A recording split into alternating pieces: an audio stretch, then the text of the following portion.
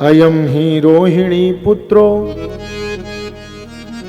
रमयन् सुहृदो गुणैः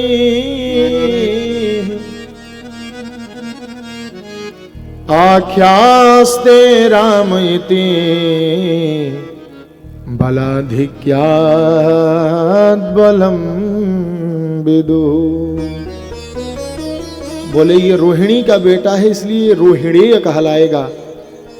अपने गुणों के द्वारा सबको आनंद देगा इसलिए इसका एक नाम राम रहेगा। इसके शरीर में बल की कोई सीमा नहीं रहेगी इसीलिए इसका तीसरा नाम बल रहेगा।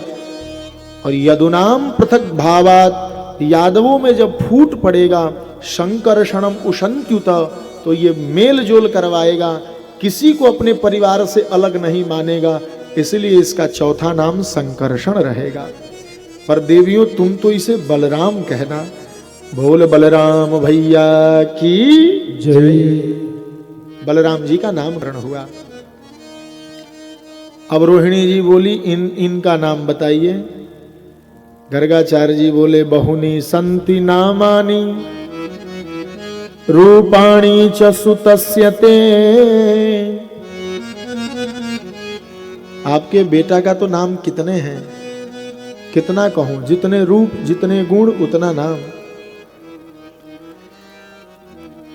इनके नाम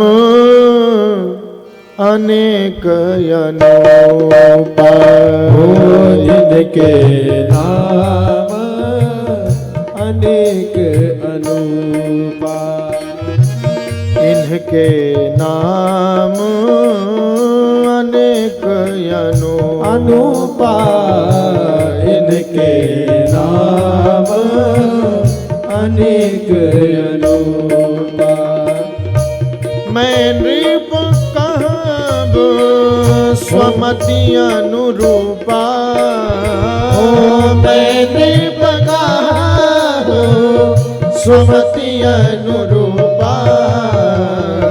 इनके नाम अनेक अनूपा। इनके नाम अनेक अनूपा। इनके नाम अनेक अनूपा।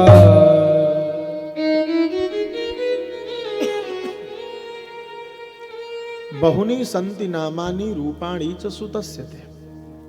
आपके बालक का बहुत सारा नाम है। पहला नाम सुनो देवी।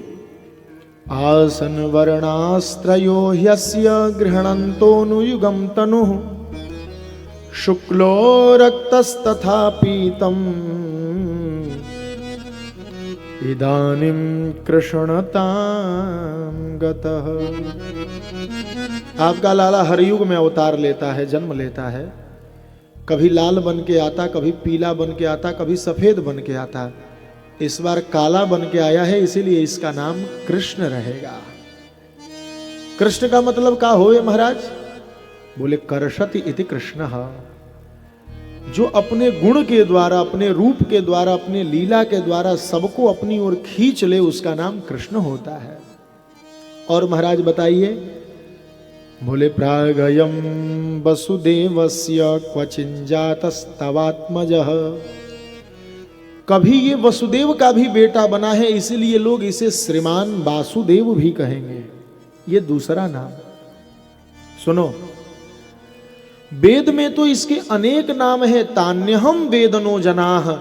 और जो वेद के अध्ययन करते हैं वही उसके अनेक नामों को जान पाते हैं, नहीं तो अधिक से अधिक लोग 2, 4, 10 नामों को जानते हैं। सामान्य लोग इसको नहीं पहचान पाते। चौथी विशेषता, बोले तुम इससे मिलजुल करके रहोगे, इससे प्रेम करोगे तो ये तुम्हारा कुछ बिगड़ने नहीं देगा। इसकी हाथ की रेखा ऐसी कह रही है कि इसका बिगड़ जाएगा पर इसके मित्र मंडली, इसके साथ रहने वालों का कभी नहीं बिगड़ेगा। इसके हाथों में लिखा है। और ये कभी देवताओं का पक्ष लेकर के असुरों का संहार किया है, ऐसा इसके हाथों में लिखा है। मूल बात यही है देवी। आपके बेटे में नारायण समो गुणई ही, आपके लाला में भगवान के समान सब गुण विराजमान हैं। इतना सुनते ही नंद बाबा तो गदगद हो गए, बोले महाराज जी दक्षिणा दूंगा, केवल अच्छी अच्छी बात मत बताइए, कुछ गलत भी लिखा हो कुंडली में तो बताइए।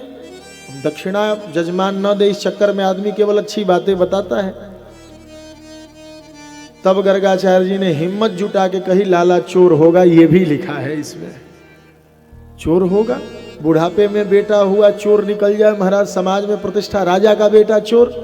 बोले हाँ, हरति जीवानाम पापः, ये जीवों का पाप चुराएगा। हरति गोपी नाम चित्तम वित्तम नवनीतम, ये गोपियों का चित्त चुराएगा, वस्त्र चुराएगा, माखन चुराएगा, ये सब लीला करेगा। ये गर्गाचार्य जी ने बातें बदल दी, क्योंकि बड़े लोगों का दोष देखना छोटों का काम नहीं होता। भगवान सबके पिता है। लोक व्यवहार में वो किसी के बेटा बन गए हैं, जैसे हम लोग कल जन्म करा दिए, हमारी क्या औकात कि हम भगवान का, जो हमारा जन्म कराता है हम उसका जन्म कहां से करा सकते। पर ठाकुर जी लीला इसीलिए करते हैं कि हम जब यहाँ न रहें तो लोग लीला गा करके, लीला सुन करके हमारी अनुभूति करें और आनंद करें। उसी को लक्ष्य मान के हमें लीला गानी चाहिए और लीला सुननी चाहिए। वस्तुतः भगवान के विषय में कौन बोल सकता है एक शब्द भी, जिसके विषय में वेद सारद शेष शंकर सनकादिक सब चुप हो जाते हैं, उनके विषय में बोलने की हिम्मत हमारी कहाँ। पर ठाकुर ने स्वयं परंपरा चलाई। जितने हमारे भक्त हैं, जब हम अनावतार की स्थिति में हो, हम अवतार लेकर के न रहें यहाँ, तब हमारी लीला सुन सुन करके, हमारी अनुभूति करके आनंद करो। उसी परंपरा का हम और आप सब निर्वहन कर रहे हैं।